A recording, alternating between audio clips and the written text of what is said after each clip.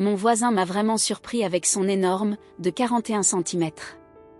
Je m'appelle Aka, et aujourd'hui, je me permets de raconter une histoire qui reste gravée en moi, une histoire qui, depuis plusieurs mois, s'est immiscée dans ma vie de manière inattendue. Il y a environ 3 ans, j'ai épousé Kofi, l'homme qui était supposé être mon avenir, mon pilier. Nous étions jeunes, pleins de rêves et d'ambitions. Le mariage, pour moi, était un chemin que j'avais toujours voulu emprunter.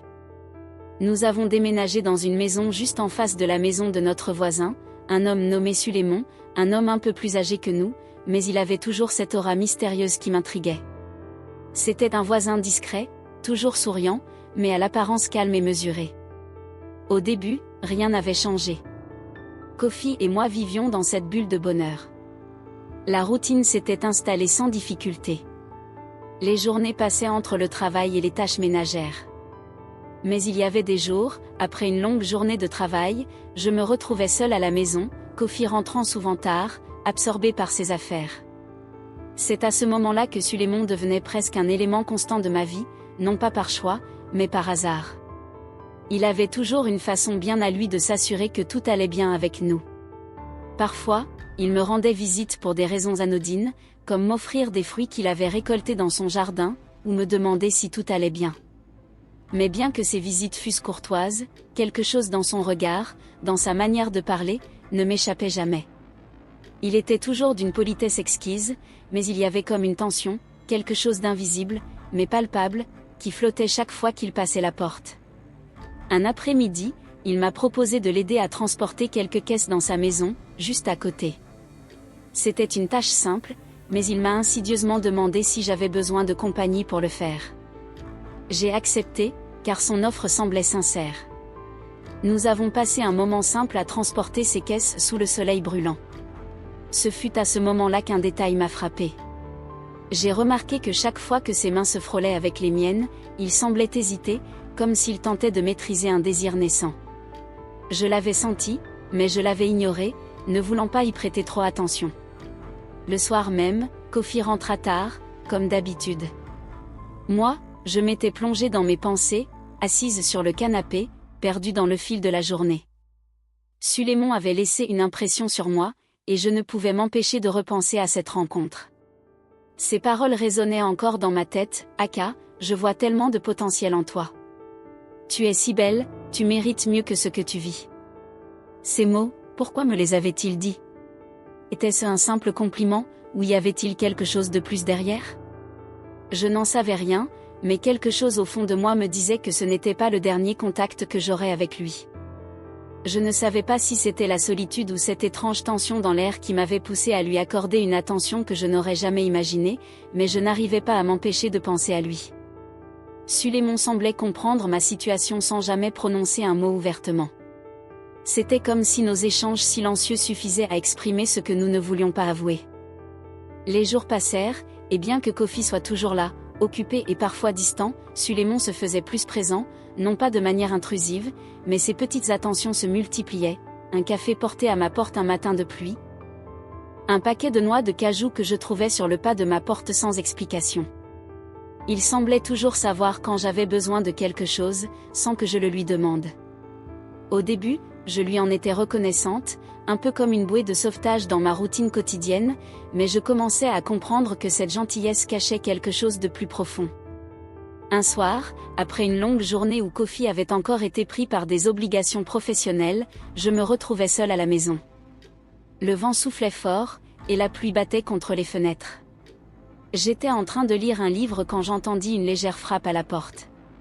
C'était Sulémon. « Aka, il pleut fort dehors, je voulais juste m'assurer que tu n'avais besoin de rien, » dit-il en entrant sans attendre que je réponde. J'étais surprise par sa visite impromptue, mais quelque part, je n'avais pas envie qu'il parte. Il avait ce regard chaleureux, presque protecteur, mais alors qu'il se tenait près de moi, les mots qu'il avait prononcés quelques jours plus tôt résonnaient encore dans ma tête, « Tu mérites mieux que ce que tu vis. » Je savais que ces mots avaient un poids, et qu'ils n'étaient pas simplement un compliment. « Merci pour la visite, mais tout va bien, » répondis-je, même si je savais au fond de moi que ce n'était pas totalement vrai. Il s'approcha alors d'un geste lent, presque hésitant. « Aka, je sais que tu n'es pas heureuse. Tu sembles perdu, mais tu n'es pas seul. Je reculai instinctivement, ne sachant pas comment réagir. Il avait franchi une ligne que je n'avais pas prévue, celle de l'intimité. Je me sentais partagée entre la peur et une étrange curiosité. Sulémon resta là, dans le silence, puis il se pencha doucement, et avant même que je ne puisse réagir, il effleura mes lèvres d'un baiser léger, presque furtif, comme s'il ne voulait pas qu'il soit remarqué, comme s'il s'excusait d'avance. Je ne savais pas quoi faire. Je n'avais jamais envisagé que cela puisse arriver, mais tout en moi, quelque part dans ce chaos émotionnel, m'indiquait que je ne pouvais pas revenir en arrière.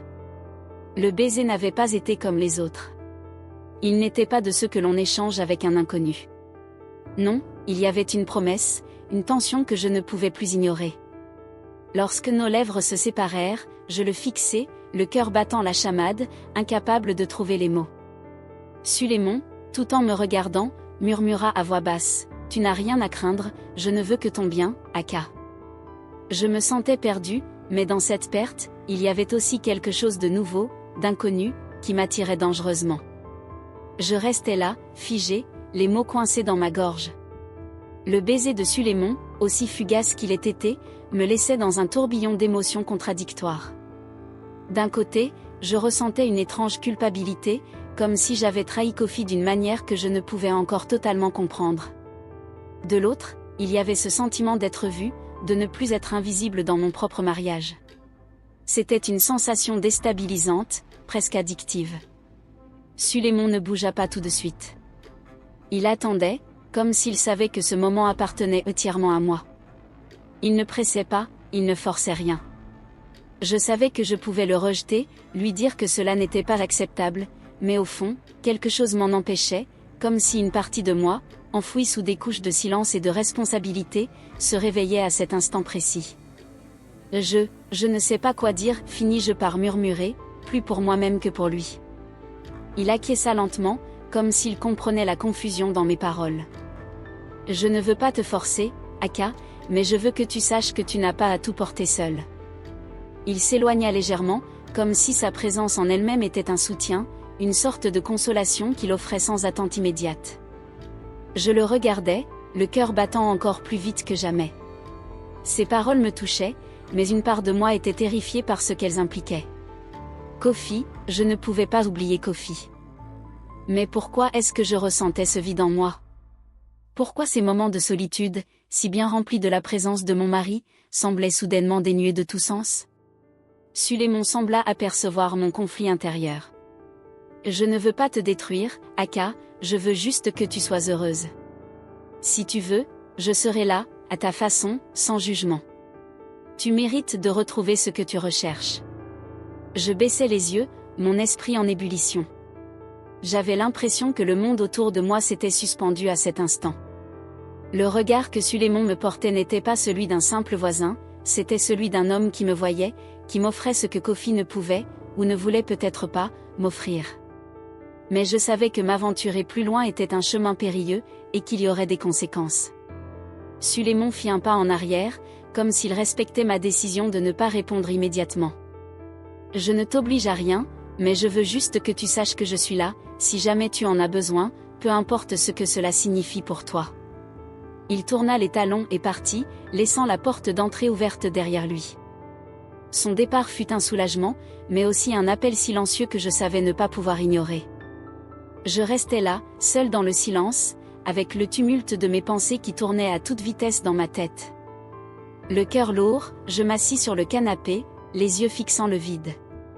Tout ce que je savais, c'est que ce moment allait marquer un avant et un après dans ma vie, mais je ne savais pas encore quelle route je devais prendre. Cette nuit-là, je ne trouvais pas le sommeil. Chaque fois que je fermais les yeux, je revoyais le regard de Sulémon. Sa voix résonnait dans ma tête, et pire encore, je sentais encore la chaleur de son baiser sur mes lèvres. Ce n'était pas juste un simple contact, c'était comme si à travers ce geste, il avait éveillé en moi quelque chose que j'avais essayé d'oublier depuis longtemps, un besoin d'être vue, d'être désirée, d'exister autrement que comme la femme de Kofi. Quand Kofi rentra tard dans la nuit, je fis semblant de dormir. Je sentis le matelas s'affaisser légèrement sous son poids, puis le silence.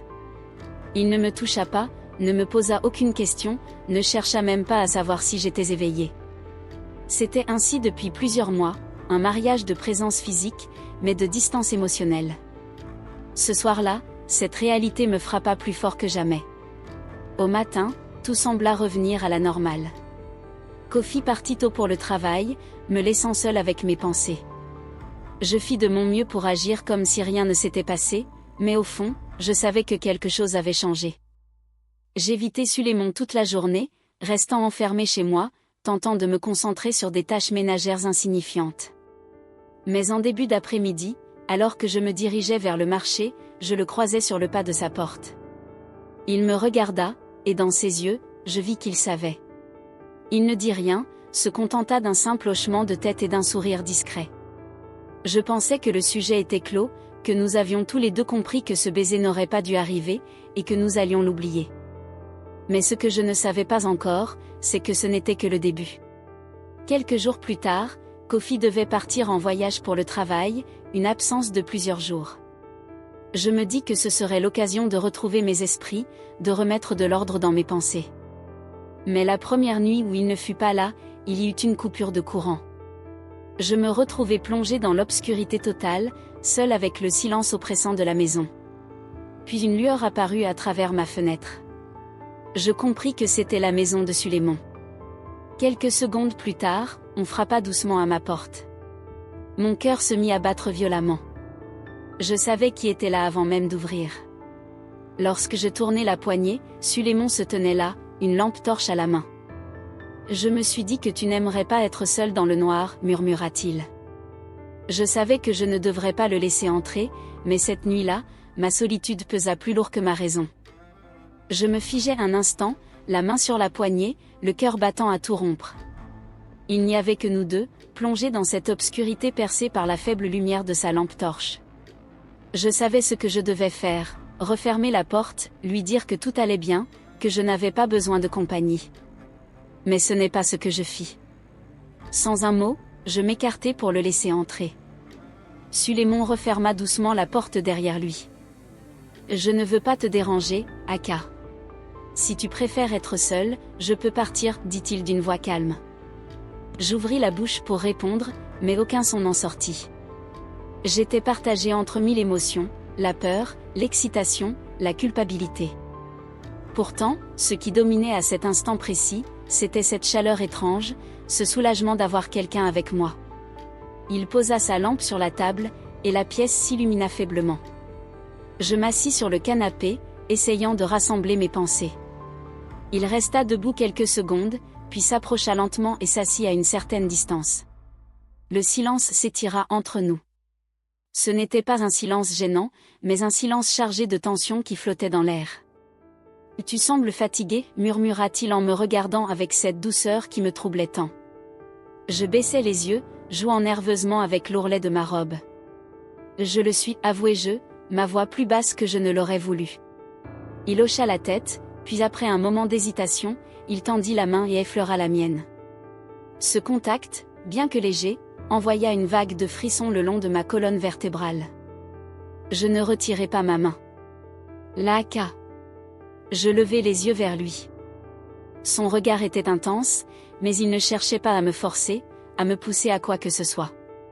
Il attendait que je décide. Et moi, qu'est-ce que je voulais vraiment? Je pris une inspiration tremblante. Sulémon, je ne sais pas ce que je fais. Il sourit légèrement. Tu n'as pas besoin de savoir. Parfois, il suffit juste de ressentir. Il avait raison. Toute ma vie, j'avais toujours réfléchi avant d'agir, pesé le pour et le contre, cherché à être la femme parfaite, l'épouse irréprochable. Mais en cet instant, avec lui, ce n'était plus la raison qui parlait, c'était autre chose. Il s'approcha lentement, me laissant tout le temps de reculer si je le voulais, mais je ne bougeais pas. Et cette fois, lorsque ses lèvres trouvèrent les miennes, je ne résistais pas. Le baiser était lent, hésitant d'abord, comme s'il me laissait encore une chance de me retirer, mais je ne le fis pas. Au contraire, mes doigts tremblants trouvèrent son poignet, retenant ce moment avant qu'il ne disparaisse comme un rêve interdit. Sulémon n'alla pas plus loin. Il s'écarta légèrement, son souffle chaud effleurant ma peau. Ses yeux cherchaient les miens, attendant une réaction, un mot, une décision. Je fermais les yeux un instant, tentant de faire taire le tumulte en moi. Mais comment revenir en arrière maintenant que j'avais goûté à quelque chose que je ne savais même pas avoir désiré? Je devrais partir, murmura-t-il enfin. Je ne répondis pas tout de suite. Mon cœur battait si fort que j'avais l'impression qu'il résonnait dans toute la pièce. Je savais que le laisser partir maintenant était la chose raisonnable à faire, mais une partie de moi refusait cette idée. Reste encore un peu. Ma voix était à peine audible, mais il l'entendit. Il hésita. Aka. Juste reste. Sulémon soupira doucement et hocha la tête. Il s'adossa au canapé, et pendant un long moment, nous restâmes là, dans le silence, côte à côte. Il ne tenta rien d'autre, et je lui en fus reconnaissante, parce que malgré tout ce que je ressentais, malgré cette envie confuse et cette chaleur qui ne me quittait plus, j'avais besoin de comprendre ce que cela signifiait. Je n'étais pas seulement une femme mariée qui avait partagé un baiser interdit, j'étais une femme qui, pour la première fois depuis longtemps, se sentait vivante. Mais à quel prix? Je savais que cette nuit marquait un tournant, que tôt ou tard je devrais affronter la vérité. Sauf que ce que j'ignorais encore, c'est que cette vérité allait me rattraper bien plus vite que je ne l'avais imaginé. Les jours suivants furent un tourment silencieux. Chaque fois que je croisais Sulémon dans la cour, mon cœur battait plus vite, et pourtant, nous faisions comme si rien ne s'était passé. Il me lançait parfois un regard discret, un sourire furtif, mais jamais il n'insistait. C'était moi qui devais décider de la suite. Kofi rentra de son voyage 2 jours plus tard. Il m'embrassa distraitement en passant la porte, posa sa valise, et s'affala sur le canapé sans même remarquer mon trouble. « Et tu vas bien ?» demandai-je, en espérant que ma voix soit naturelle. « Fatigué » répondit-il simplement en allumant la télévision. Aucune question sur moi, aucune remarque sur son absence, comme si mon existence à ses côtés était une évidence qui ne nécessitait plus aucune attention. Cette nuit-là, alors qu'il dormait à côté de moi, j'ouvris les yeux dans le noir. Je repensais à Sulémon, à la façon dont il m'avait regardé, comme si j'existais vraiment, comme si j'étais plus qu'une épouse silencieuse dans une maison vide. Je savais que je jouais avec le feu, mais une part de moi, celle qui avait été ignorée trop longtemps, brûlait déjà. Quelques jours plus tard, tout bascula. Un après-midi, alors que je revenais du marché avec un panier chargé de fruits, en entrant dans la cour, je vis Kofi et Sulémon debout là, en face de l'autre, en pleine conversation. Mon souffle se coupa. Sulémon me vit en premier. Son regard croisa le mien, mais il ne laissa rien paraître. Kofi, lui, se tourna vers moi avec un sourire. « Chérie, viens voir, je voulais te présenter notre voisin, Sulémon. On a enfin eu l'occasion de se rencontrer. » Je sentis ma gorge se nouer. Kofi ne savait rien, mais Sulémon, lui, savait tout, et dans ses yeux, je vis une lueur que je ne parvins pas à déchiffrer. Mon cœur battait si fort que j'avais peur que Kofi entende. Je forçai un sourire en avançant lentement vers eux, tentant de masquer mon trouble. « Oui, nous nous sommes déjà croisés, » répondis-je en gardant ma voix aussi neutre que possible. Sulémon ne bougea pas, mais son regard m'effleura, un éclair furtif que seul moi pouvais comprendre. Kofi, lui, semblait ravi. « Il paraît que tu fais du bon café, Aka. Tu pourrais nous en préparer, non ?» dit-il avec une légèreté qui me crispa davantage. Préparer du café, assise en face de mon mari et de l'homme qui, quelques nuits plus tôt, avait éveillé en moi des émotions que je croyais enterrées. « Bien sûr, » répondis-je, parce que je n'avais pas le choix. Je me dirigeais vers la cuisine, les mains moites, sentant le poids de leur présence derrière moi. J'entendis Kofi rire d'une remarque de Sulémon, et je me demandais s'il se doutait même une seconde que quelque chose n'était pas normal. Alors que l'eau chauffait, je sentis une ombre près de moi. « Tu es sûr que ça va ?» murmura Sulémon, sa voix à peine audible. Je sursautai et le fusillai du regard. « Ne fais pas ça » murmurai-je à mon tour.